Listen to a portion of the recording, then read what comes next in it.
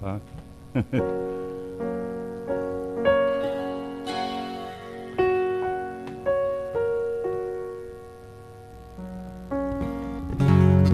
1, 2, check.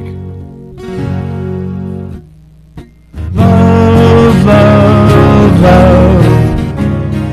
Love, love, love. Love, love, love. There's nothing you can do that can't be done. Nothing you can sing that can't be sung. Nothing you can say, but you can learn how to play the game. It's easy. Nothing you can make that can't be made. No one you can save that can't be saved. Nothing you can do, but you can learn how to feel inside. It's easy. All you need is love. All you need is love. All you need is love. Love. Love is all you need. There's nothing you can know that isn't known. Nothing you can see that isn't shown. Nowhere you can be that isn't where you're meant to be. It's easy. Nothing you can make that can't be made. No one you can save that can't be saved. Nothing you can do, but you can learn how to be you in time. It's easy. All you need is love. All you need is love. All you need is love. Love. Love is all you need. Thank you. Good morning. I want 200 Christmas songs.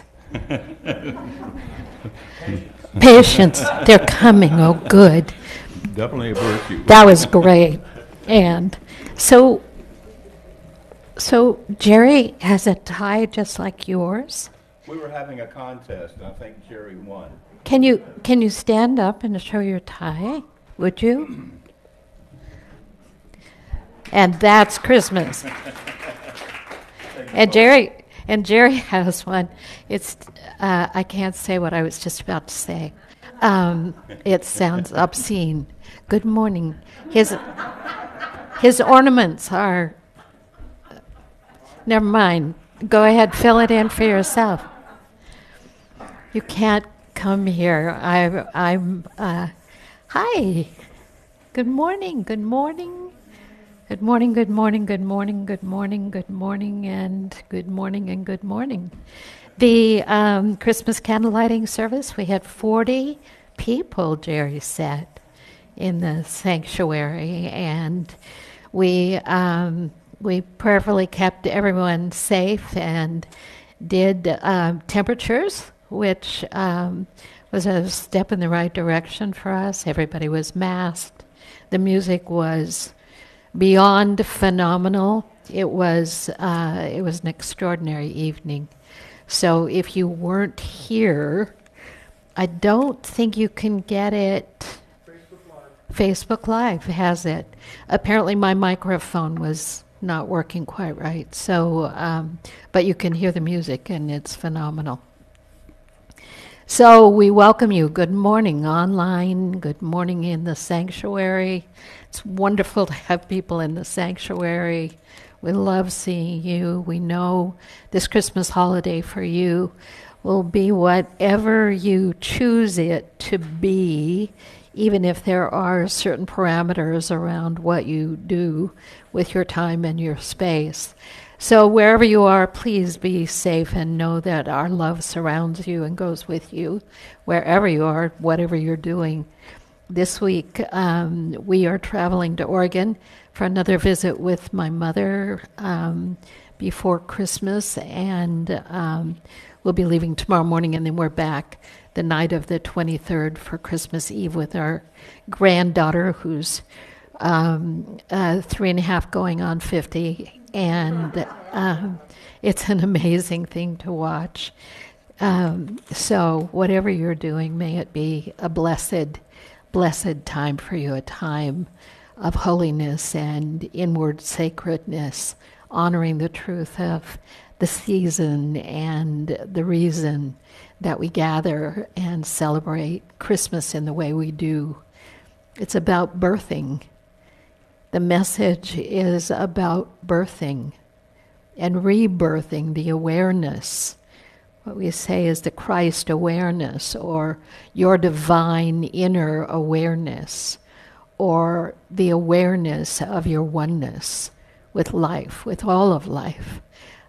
Your oneness, your interrelatedness with every story of new birth, new life, new possibility, light appearing in the darkness, the uplifting rush, if you will, of the experience of life itself as it moves through us to elevate and transform us in every way. It's a message of life, and we claim the gift of this life. James Dillett Freeman wrote, "Take time this Christmas day to go a little way apart, and with the hands of prayer, prepare the house that is your heart. Brush out the dusty fears, brush out the cobwebs of your care, till in the house that is your heart, it's Christmas everywhere. Light every window up with love, and let your love shine through, that they who walk outside may share the blessed light with you. And then will the rooms with joy be bright, with peace the hearth be blessed, and Christ himself will enter in from where? From within, to be your Christmas guest." It's a wonderful thought, wonderful thought. Valerie is our daily word sharer this morning. Thank you, Valerie. Reverend Linda, it's an honor and blessing. I love that you feel that way. It's true. It's true. Good morning. Good morning. All these wonderful beings People here in the church and all over the world via the gifts of technology, and our wonderful crew that makes the technology helps us connect us all. Today's daily word is joy. Yeah, it's wonderful, very nourishing. I feel fully alive and joyous. I feel the joy of God within me as a gentle spring, bubbling up within my heart and bringing energy to all I do. This reassuring feeling is a sure sign that I am living in harmony with my true spiritual identity. I discover joy connecting with the Christ within. As I become a greater conduit, I find renewed kindness and love to share this holiday season. I express compassionate love as I align my heart with the great heart of God, which beats with a steady rhythm of joy. I share joy through selfless service. Every day offers an opportunity to make a difference by lifting up others with a considerate gesture or a quiet word. Each act of kindness fills my heart with joy. For the Lord will comfort Zion, joy and gladness will be found in her, thanksgiving and the voice of song. Isaiah 51:3. Nice. Thanks and blessings. Blessings to you. So happy you're here. Thank you, dear.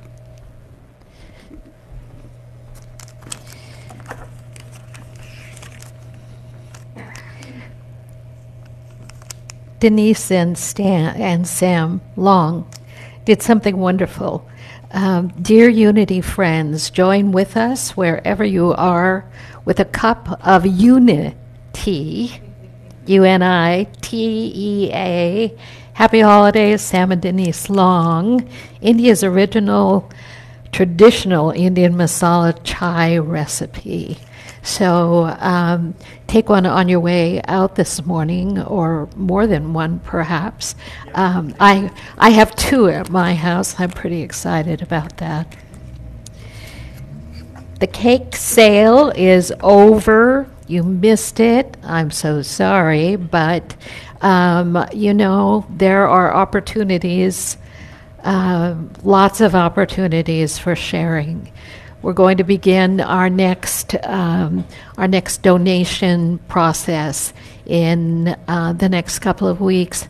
Beginning the first week in January, we will be doing another gathering of things for our unhomed friends or our friends in need. So stay tuned for that. Next Sunday, the 26th, is our celebration of Christmas here in the sanctuary. We're calling it our Sunday Christmas service. And I feel like I already did Christmas and we should be on to Valentine's Day or something. But in fact, next Sunday, the 26th, we'll do our Sunday Christmas service here, have a little nibble, spend some joyful time together. And on January 2nd, we'll have our Burning Bowl and White Stone celebration that first Sunday in January. The Burning Bowl, letting go of what we want to release, and the White Stone, listening for the guidance of what wants to be cherished as our, I never know how to say it, inspiration for the upcoming year, a message from Spirit to you, the voice, that still small voice, giving you a word that represents an intention for the year, the upcoming year. At the Burning Bowl, we write those letters, remember, what we call them, the letters to God. They're actually letters of what you're letting go, releasing. Those are smaller documents, although they should be bigger. We could have, when it comes to letting go, we could fill the room with paper, but nonetheless, the letter is about what you want to see, I get into trouble here. What is it that is emerging in you as the true desire of your heart for the upcoming year? That letter we keep for you for 6 months and then send it back in July to remind you of your sincere dedication to bringing forth that which will be beneficial for your life. It can come in any different form. You might want to move. You might want to change something deep within you. You might be intentional about bringing something into manifestation in a more tangible way. That's where I get into trouble, because I like to think of the letter to God, or however we phrase that, as that deep stirring in your heart about what is arising in you that is most significant and powerful for the upcoming year.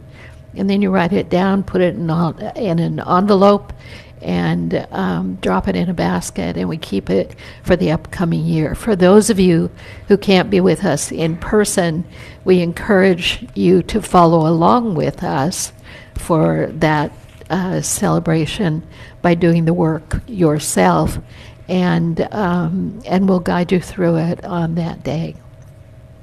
That's the 2nd of January. I remember love is the core of my being. I remember love is the core of my being. It's a beautiful affirmation. I remember love is the core of my being. And we light the Advent candle for love today. Some people think we're a week behind, but we think we're right on time. Whoop. Here's the drama part of it. Can she actually do it? There we go. Catch me on fire? Yeah, I know. Yeah. Thank you. Thanks for your concern. I pray to be on fire every Sunday morning, but in a slightly different way. I remember love is the core of my being.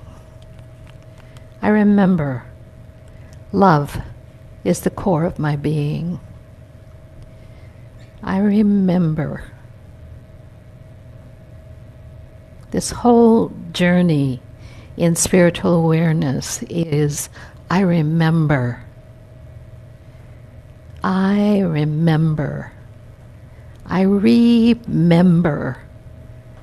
I bring myself back into the realization again and again. I remember. And today I remember that love is the core of my being. I want to thank all of our volunteers.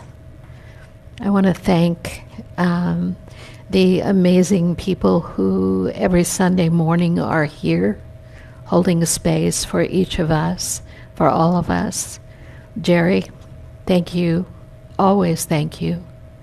Ellen, thank you for creating our communication system in a way that allows me to speak and you to hear. Thank you, Ward. Every Sunday morning, for the most part, you are here in diligence. But all of our volunteers, daily word readers, people who greet you at the door, the ongoing of the ministry doesn't stop simply because we walk out the door on Sunday morning. The ongoing of the ministry is a continuing process.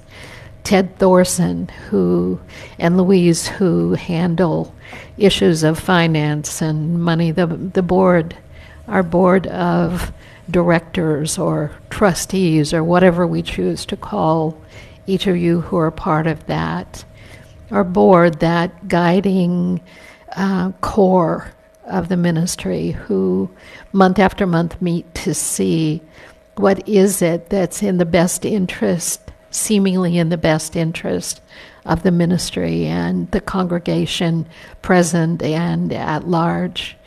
How do we continue to improve what we offer to others?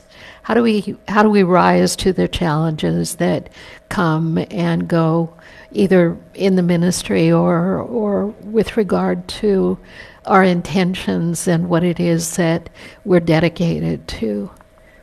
It takes people who stand, as Jerry says, who stand for the possibility of this ministry to bring it into existence. And through this last period of time when we showed up and did Sunday mornings without anybody except the team, our wonderful team here, it was empty and yet full of your love and your belief in the process and your dedication to the ministry, and more than that, to the teachings that we bring forward. So for all the ways in which you are blessing, through your donations, through time, through whatever it takes for this to be a place where all can come to receive a truth that makes us free, sets us free. For all of that, we are more than grateful. And when I say more than grateful, I mean you You overwhelm us with your love and dedication. And so we are here for you. And if you wish to contact us, you just simply put in your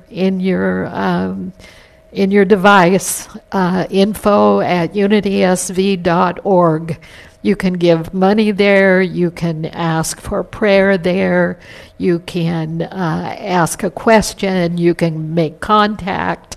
Info@unitysv.org. And we love to receive whatever information you want to share with us or request from us. This morning, the prayer box is the brown box on the thing. What can I say? The thing. And the offering plate seems to be missing from its pedestal, but somebody will take care of that before the end of the service, and you may donate that way, or online, or in the mail, or however you choose. We are grateful for all things. Why do I stop now and acknowledge people who make things happen?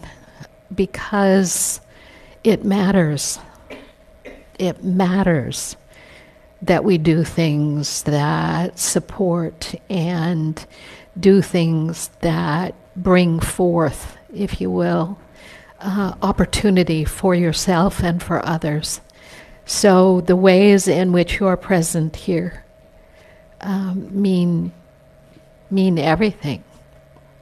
Without you, we couldn't be here. And with you, we can do almost anything. I believe it to be true. Shall we meditate, sir?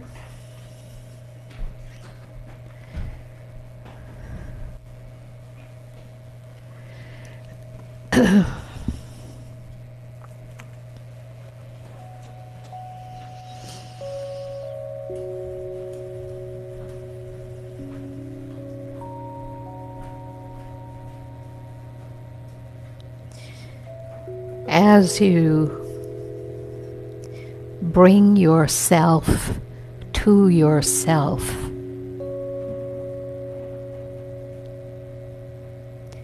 strange sounding words, as you bring yourself to yourself,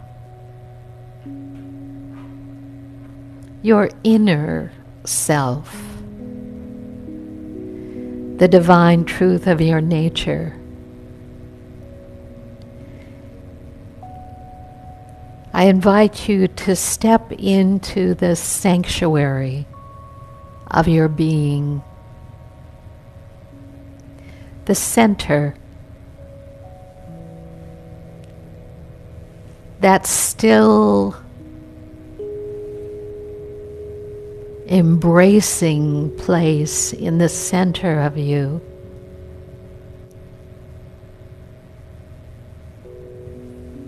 A quiet place, and yet a place where all the power of all that is the very presence itself resides.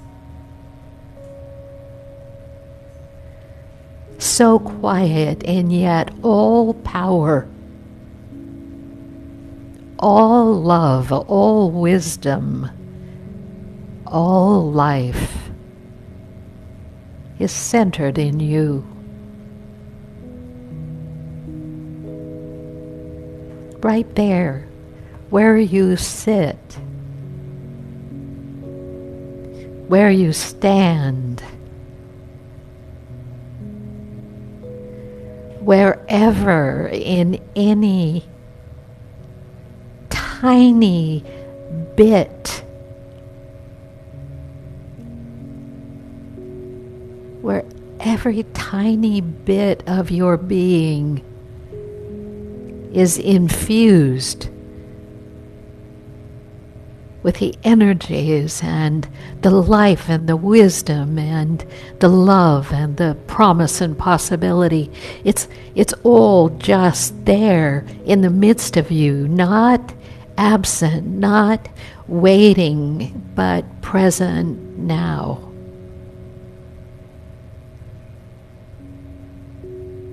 in the sanctuary of your being as you leave behind you the cares and considerations for tomorrow or the day beyond. You breathe and take rest. You take rest in that place.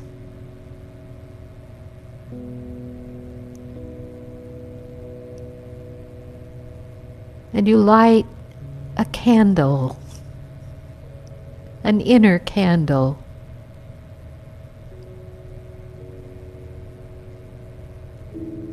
that represents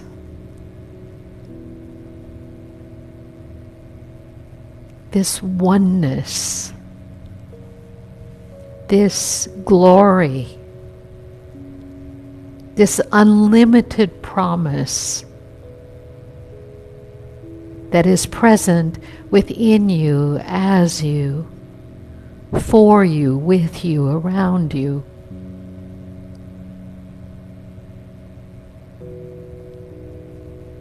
I light a candle to represent my oneness with the One, to represent my oneness with all of life, in recognition of the holiness and the grace and the support that is present within me and within my life. I light this candle to represent the light that shines in me and through me and as me and in every step I take.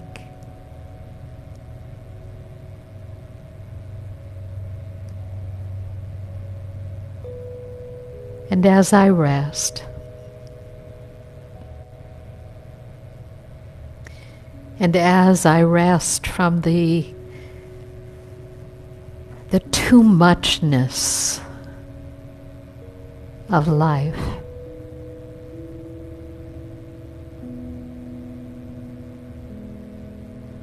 I remember that all things are present in perfect order.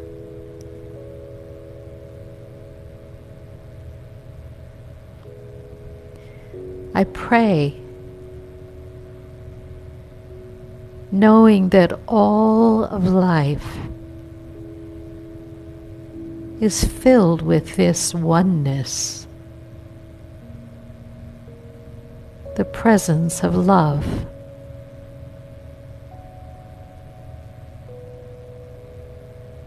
The presence of life.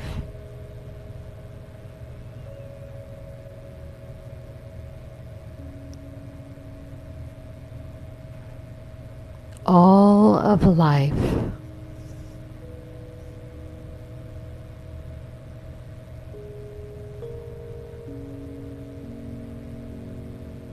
And I offer prayer for all those who may be struggling.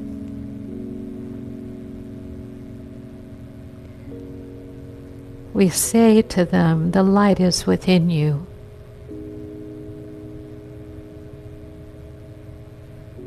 The light is upon you.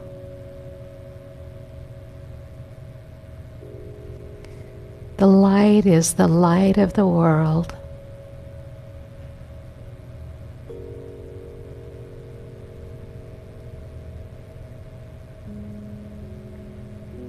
The one light.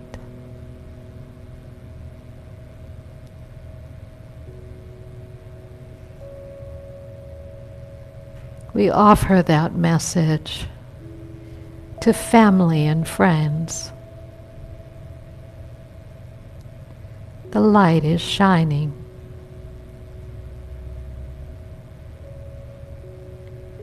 The way is made clear.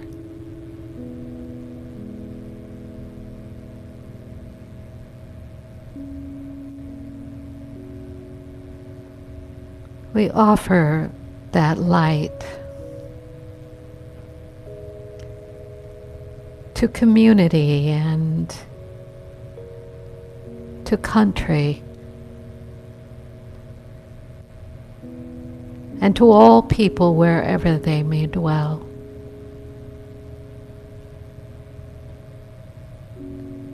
The light is still shining.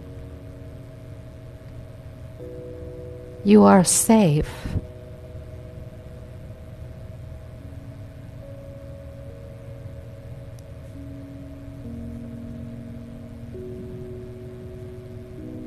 With your breath.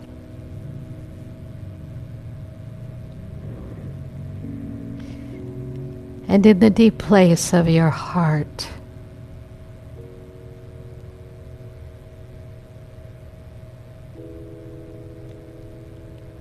see that divine presence within yourself.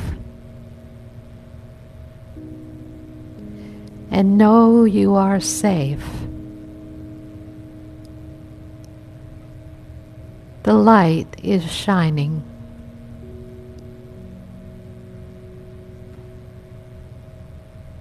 Your way is made clear.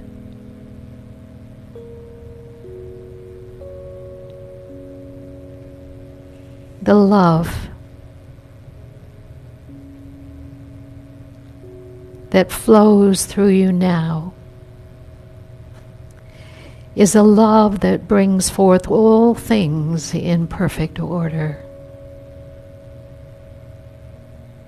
Be not afraid. You are safe. All is well.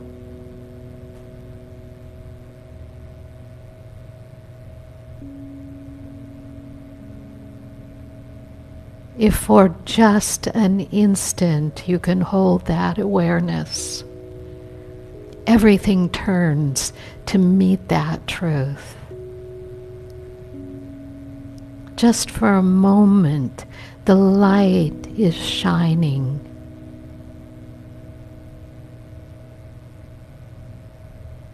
I choose to see and know the power of love at work in me, through me, around me. I am safe. All is well. In this awareness, I give thanks. Deep, deep thanksgiving is present in my mind, in my heart, in my body. Be at peace. All is well. And so it is. Amen.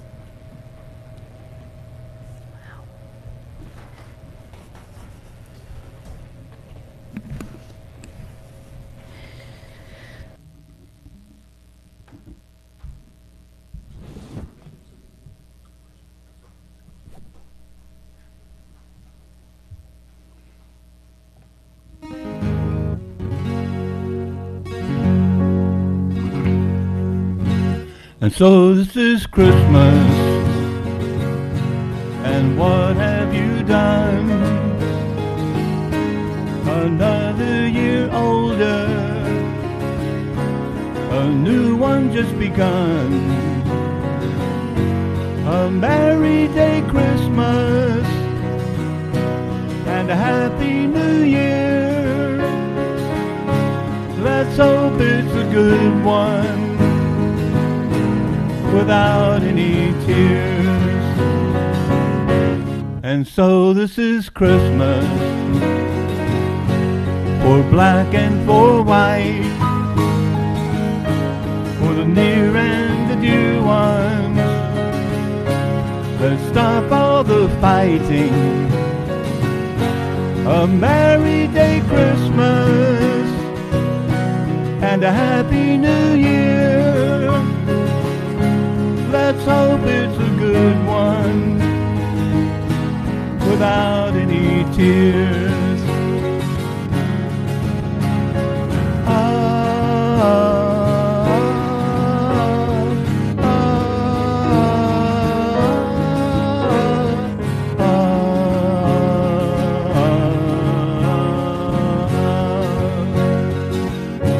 And so this is Christmas, for weak and for strong, for the near and the dear ones, the old and the young. A merry day Christmas and a happy new year. Let's hope it's a good one without any tears.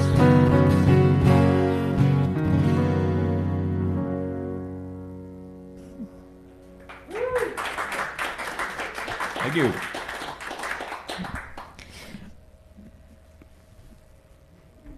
Only You. Perfect song. So, I've done a lot of Christmas services. And in December, we generally do 4 or 5 Christmas services. By the time you actually get there, you're like done of Christmas. It's like, I don't know how else to explain it, but to say the reservoir gets a little empty. You've pulled every story, you've looked at everything, you've said everything you wanted to say, and here we go, because we don't have just today, we have next week too. So I've been sorting. And when I think about the experience of love, I think about not just the warm fuzzy of love, but the working of love, or working with love, as the case may be. Working with the presence and power of love to move forward, to be engaged in the process, not just in the assumption of what it means. The experience of love, we're told, is one of our divine powers, and it's centered here in our heart chakra center.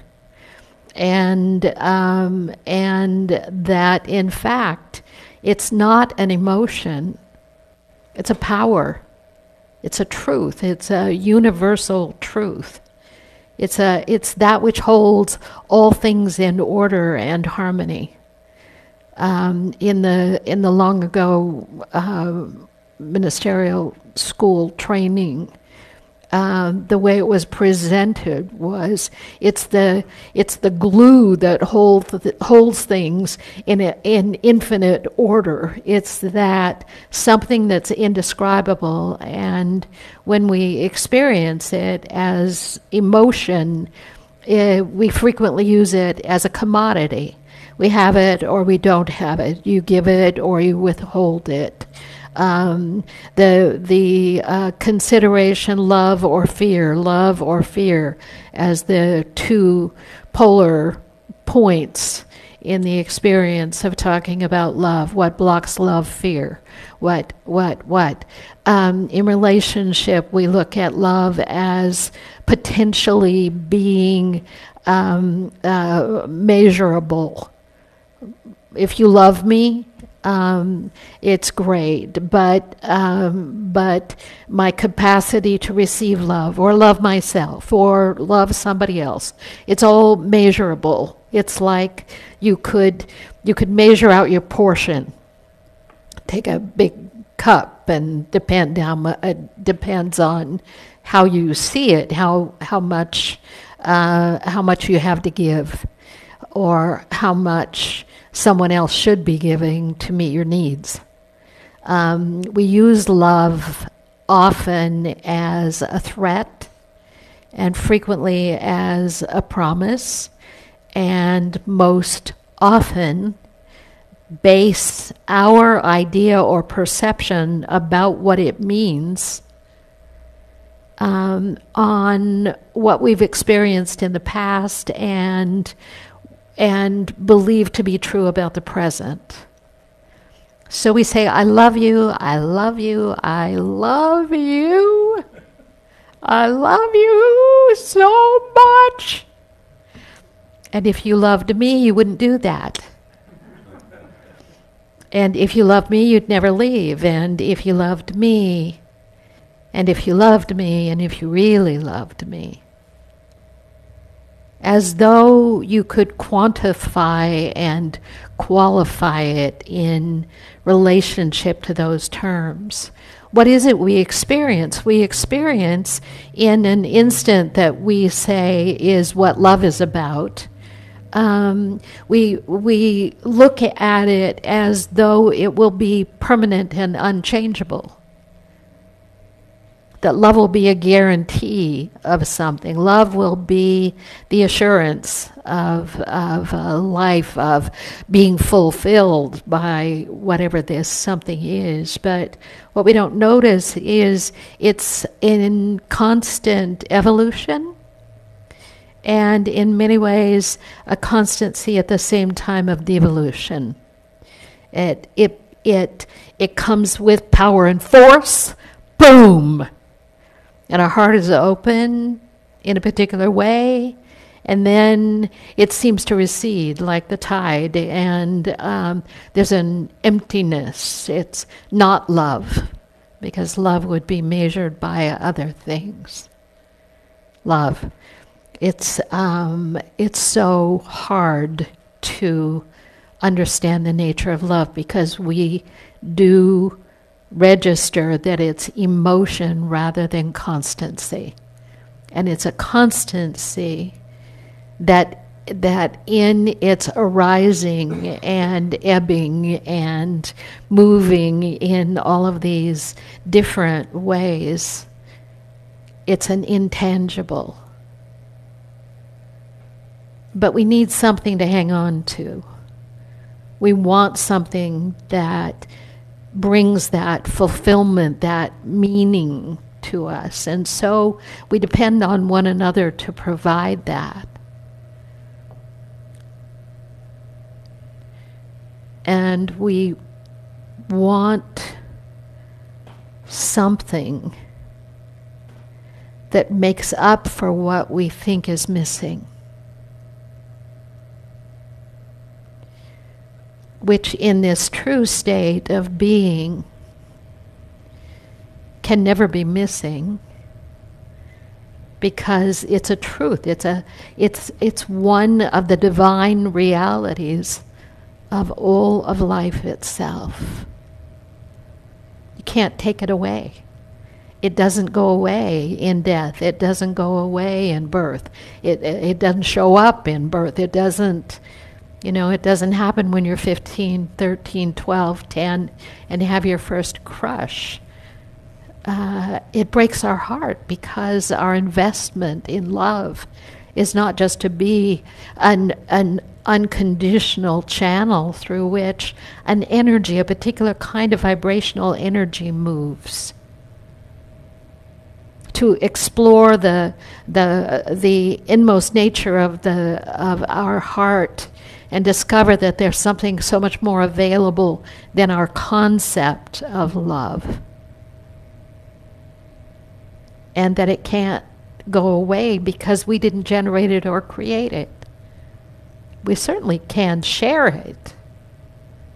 But when it begins to be a story we tell about what love is or is not, it's much more difficult.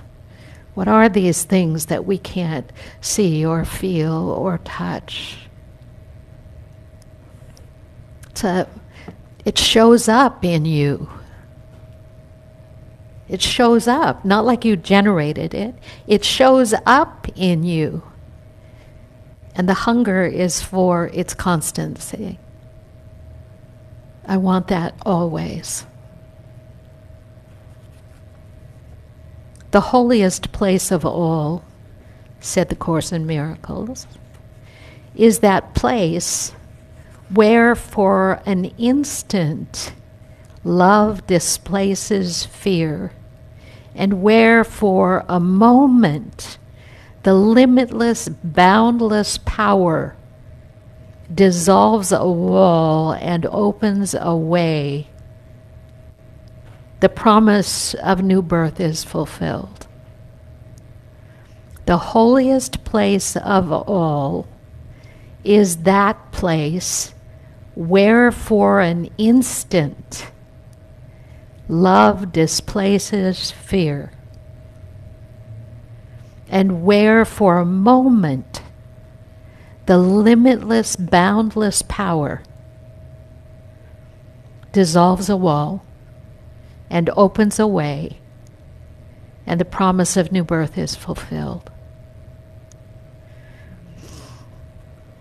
The holiest place of all is that place where something happens in me. And instead of needing or wanting, there's an opening, and in that opening, I am larger than I knew myself to be. Inwardly, outwardly, in expression.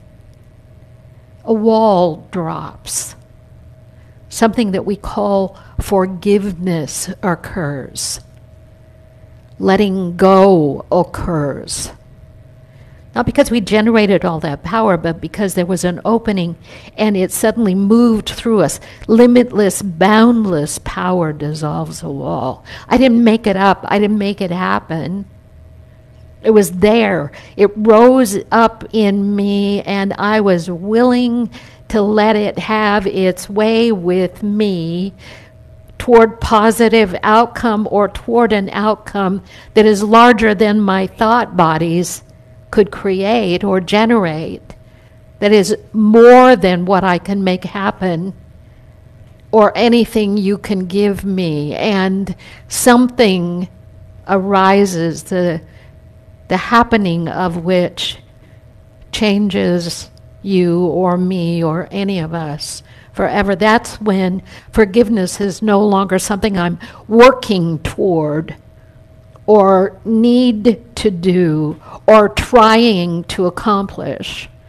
But in fact, forgiveness suddenly reveals itself in that moment, not because I worked so hard to make it happen, but because I opened to allow this natural, inborn presence of love to move through me. And all the things I've hung on to about situations and stories and people and things, they just fall away one after the other. Why? Because something opens here in the invisible realms of my being. And while I'm clinging like a barnacle to a boat on some idea about what somebody did or who somebody was or what somebody thought or what I did or what I didn't do or what should have been and wasn't, I'm clinging, and suddenly there's some place in my being that becomes an opening. And I don't even make it happen when it happens, but I notice that the thing I was clinging to and believed was clinging to me is suddenly behind me. And I'm looking at it over my shoulder, or my other shoulder, or in the rear view mirror, thinking, boy, how did that happen? And forgiveness is present. Forgiveness is present. In every breath you take, says Matt Kahn, love is always here. Throughout any personal encounter, love is always here. No matter what comes together or whatever is pulled apart, love is always here. In your greatest moment of achievement, or even in your darkest hour of uncertainty, love is what? Always here. Whether in the aftermath of tragedy or in the presence of your highest triumph, what? Love is always here. When life is flowing, inspired, and harmonious, and even if it's frustrating, annoying, painful, or inconvenient, love is always here. When you feel alone or unsupported, love is always here. No matter what you understand, and despite what you have yet to figure out, love is always here. Despite your thoughts, regardless of what you choose or how you feel, love is always here. No matter what has been done to you or whatever you believe you've done to others, love is always here. Whatever arises, love that is the title of Matt Kahn's book. Love, he said, is not an emotion, it's not a preference, and it's not personal. It is a divine truth, a reality in which we live and move and breathe and have our being. It's not a commodity to be exchanged, like, do you love me enough? Did my mother love me enough? Did my father love me enough? Not a commodity, not an exchange. It is the free-flowing energy at the very core of our being. It's part of this divine wiring system that has no beginning and no end. No matter, he says, what's going on here in the fluctuation and stirring of life itself, the love is still present. Then we say, I can't feel it. I don't see it. I'm not getting it. I don't love myself. How can I love myself? We moan and groan and wail and whimper and toss around these denials of the existence of the very thing that holds us together, unifies me in one intact, perfect whole, just as is true for you and everyone else. We all have our proof that love doesn't exist. If it did, you know, he wouldn't leave, she wouldn't, this, that, whatever. It's a tough road because from the very beginning we start throwing around the word love like how much do you have in your bank account? How do we measure it, quantify it? And in relationship, dear God, in relationship, it just keeps coming back to a quantified experience of love rather than a perfection of order that holds everything in its right form and movement. And so something comes and it goes. And yeah, we grieve and we hurt and our hearts feel like they will break, and then something else happens. And we look over our shoulder and we say, oh, you didn't own all the love in the world. You are all the love in the world. And that existence is always present. You say, I always remember that story about the little girl and her prayers. You know, I want a God with skin on. She's praying, and mommy or daddy is telling her that, you know, God is present, and it's like, I want a God with skin on. I want my love with skin on. But yes, of course. Of course we do. In order to have that in the deepest possible way, something has to open in us that can see that in a wider perspective. Otherwise, it's given and receive or not receive, and the whole thing becomes a what was instead of a what is. There is always wholeness present. He goes on to say, love is more than we think, more than we feel. It's the silent song that powers our lives and knits the universe together.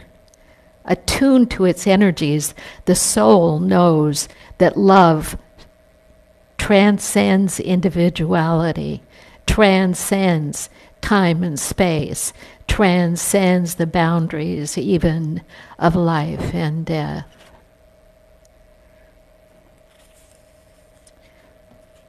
Years ago, Jack Kornfield wrote a piece in his book on forgiveness. No matter how extreme the circumstances, a transformation of the heart is possible. Once on the train from Washington to Philadelphia, I found myself seated next to an African-American man who had worked for the State Department in India, but had quit to run a rehabilitation program for juvenile offenders in the District of Columbia. Most of the youths he worked with were gang members who had committed homicide. So that's the intro to the story. Now, remember when I say that this business of love requires of us an investment in the deeper element of love, in the truth of love. It requires a kind of practice that isn't work, but it's work because it asks us to let go of so much. If you're going to love someone or anything, you're going to be letting go all the time. It requires the awareness that I don't need anything. I'm not even going to want anything, particularly that everything changed to meet my standards, my desires, my wants.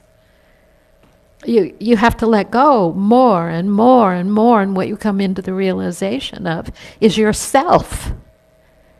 This true self of you, not just the stuck in the glue of your thought process self, but it's that kind of work where it's like, oh, it's me again.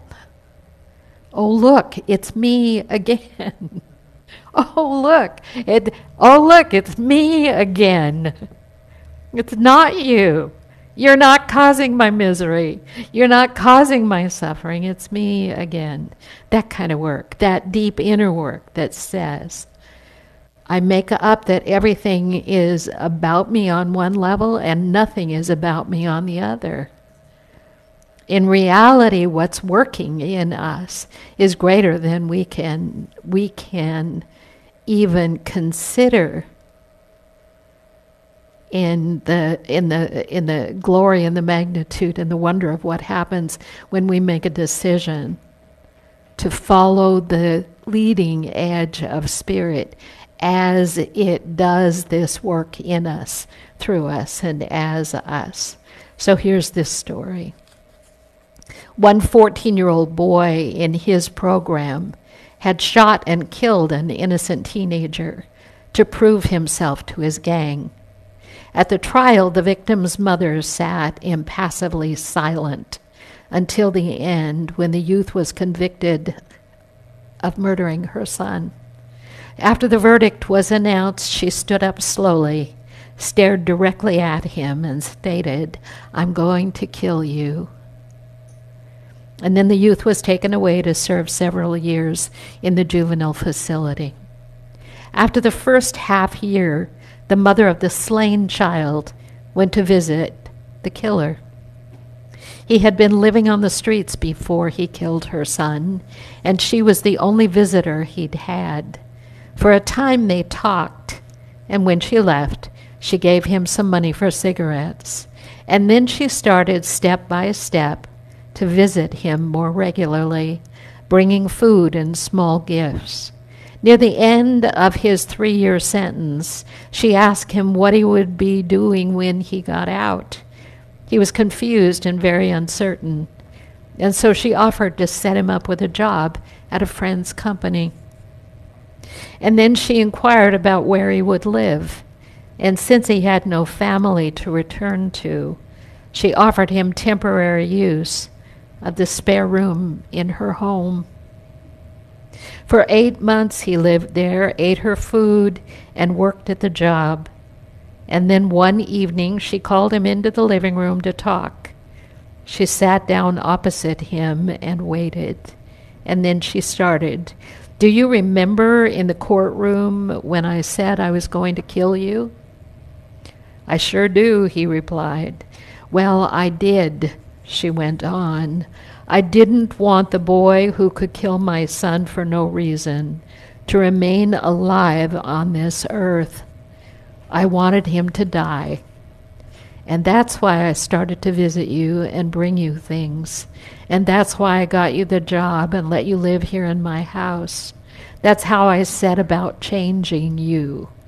And that old boy, he's gone.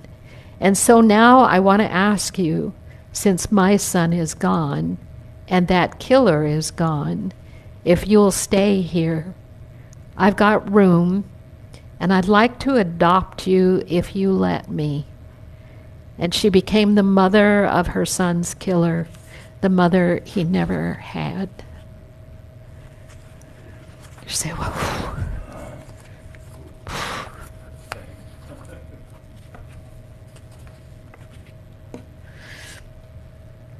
Where do you find the capacity? Where would anyone find the capacity to take those steps to meet life in that way? Because she's spectacular, or because she knew her own heart, or because she, as the rest of us, has this same constancy of a unifying power beyond imagination at work, bringing forth this movement that we could call love, toward what seemed to be an unforgivable experience or situation. How do you rise above that, her only son? How do you move through that? Well, what we've read, or what I've read, is love loves through you. Love and the power of forgiveness loves through you. The power of letting go loves and frees through you.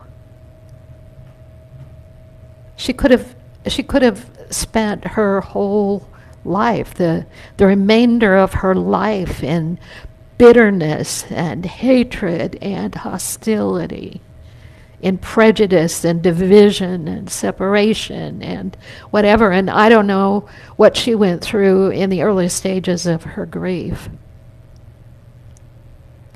And I don't know who she is, but I know she's not unlike the people I've met who face into monumental situations and circumstances and discover that something rises in them, not just to meet it, not just to overcome it, but something rises in us, a cellular something that is about this birthing that's taking place in us all the time, that allows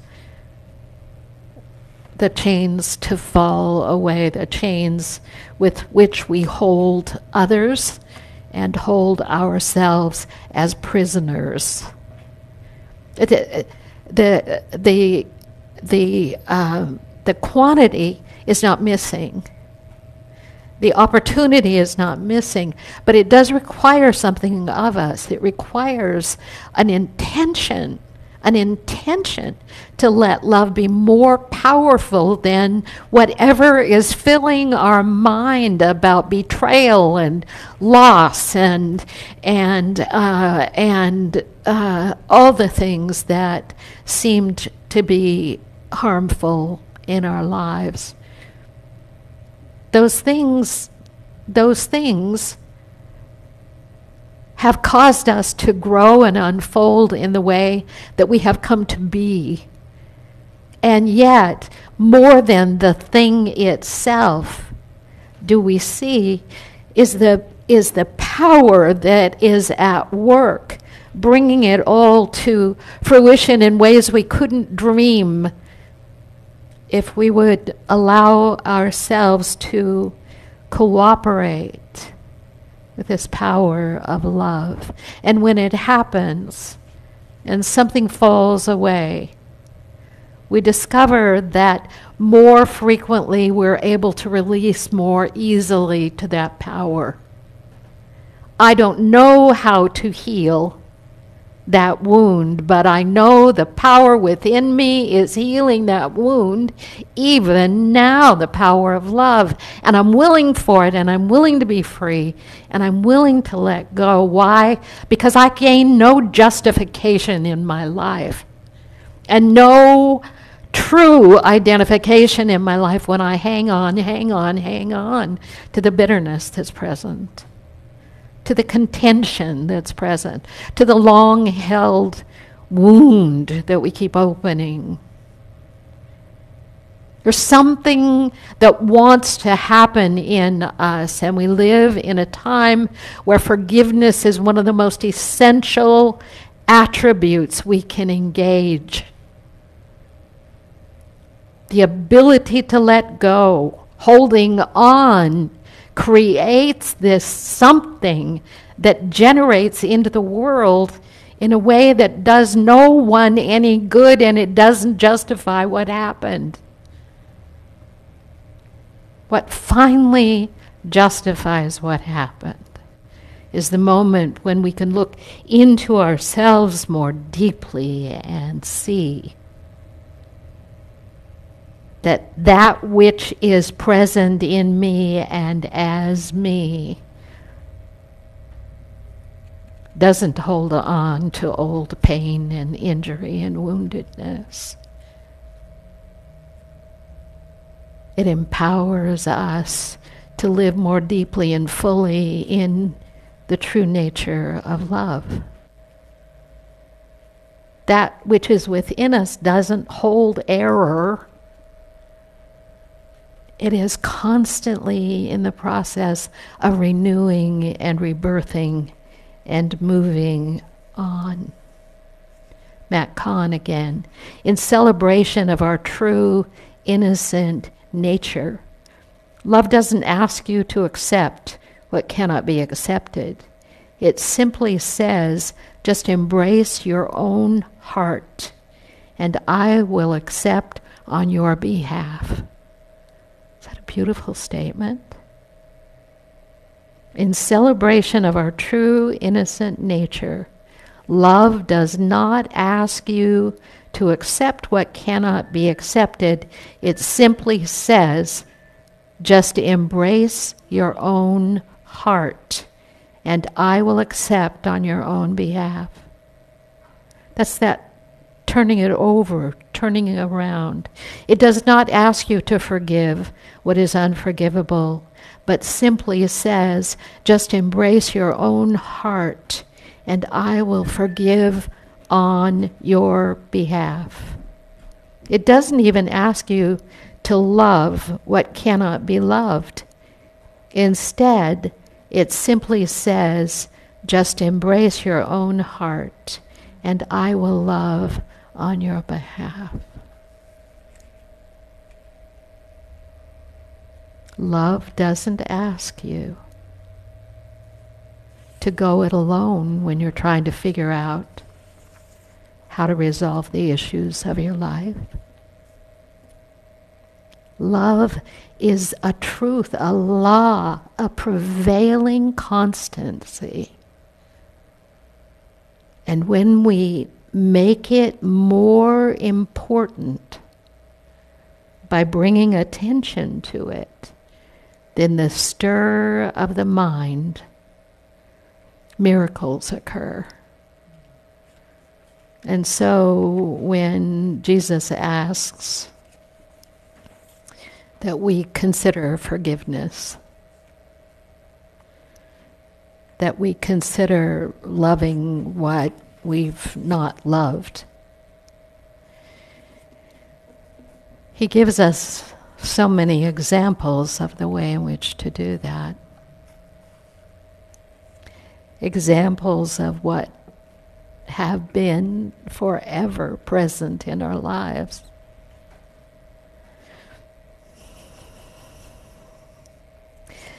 Blessed are you who bear the light.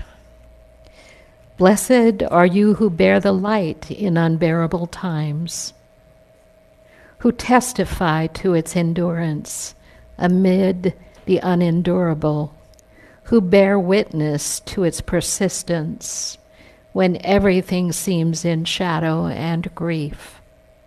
Blessed are you in whom the light lives, in whom the brightness blazes, your heart a chapel, an altar, where in the deepest night can be seen the fire that shines forth in you.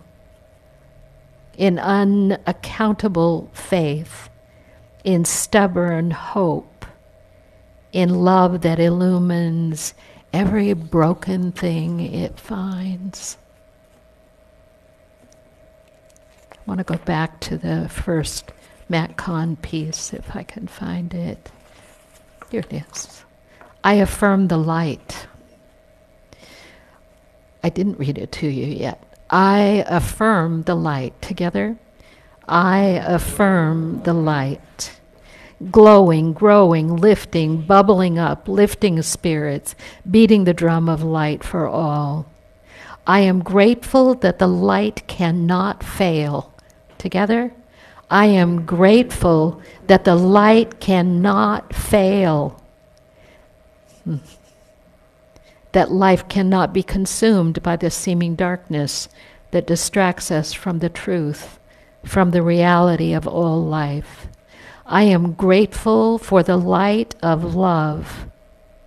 Together, I am grateful for the light of love that persists through all time, space, and is present in the midst of each moment for me and for us all. I am receptive. Together, I am receptive, inviting the Holy Spirit to shine through my mind, through my heart, through my actions and my life, that the promise of the Holy One present in me and in all might be born anew.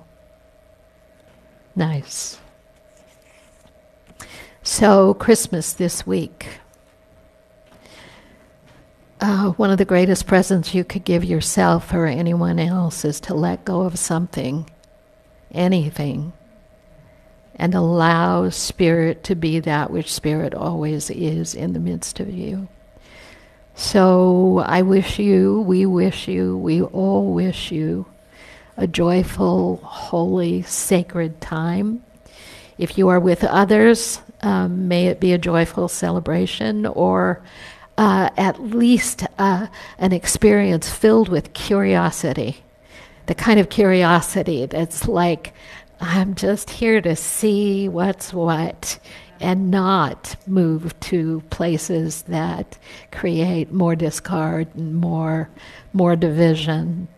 And I wish for you that in the experience of your silent times, you can go deep into that place in the center of your being and reside there for a time, knowing that nothing matters more Nothing matters more than the holy sacredness of your own being and the light that moves through you.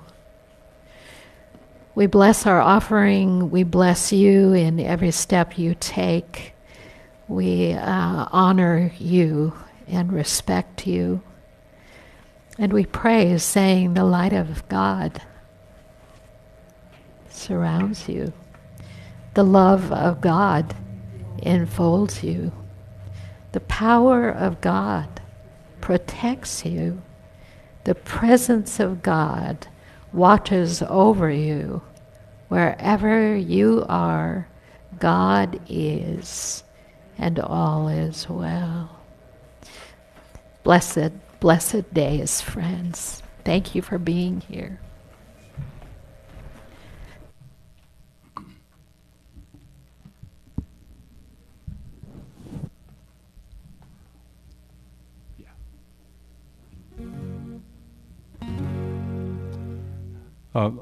I'd like to share a little thing with you because I only get to tell it once a year.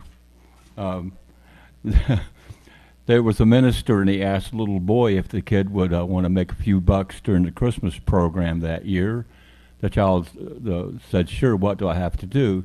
He said, "I want you to climb up into the loft of the church, and there'll be certain times during the service when I'll say, 'And the angels lit the candles,' and you lean down and light the candles for the choir." That night, the little kid went up in the loft of the church, took his puppy with him just to keep him company, right? So he gets up there. Minister goes, "And the angels lit the candles." He leans down and lights the candles. About 20 minutes go by. It's time to do it a second time. The Reverend goes, "And the angels lit the candles." He lights them a second time. Getting close to the end of the program, Minister says one last time, "And the angels lit the candles." "And the angels lit the candles." Little kid sticks his head out and says, "And the puppy wet the matches." Okay, Burl Ives is a favorite son in my town that I love, Anacortes, and this is one of his songs. Have a holly jolly Christmas, it's the best time of the year. I don't know if it will snow, but have a cup of cheer. Have a holly jolly Christmas, and as you walk down the street, say hello to friends you know, to everyone you meet. Ho, ho, ho, the mistletoe is there for all to see. Someone's waiting there for you, kiss her once for me. Have a holly jolly Christmas, it's the best time of the year. I don't know if it will snow, but have a cup of cheer. Have a holly jolly Christmas, and as you walk down the street, say hello to friends you know, to everyone you meet. Ho, ho, ho, the mistletoe is there for all to see. Someone's waiting there for you, kiss her once for me. Have a holly jolly Christmas, and in case you didn't hear, oh by golly, have a holly jolly Christmas.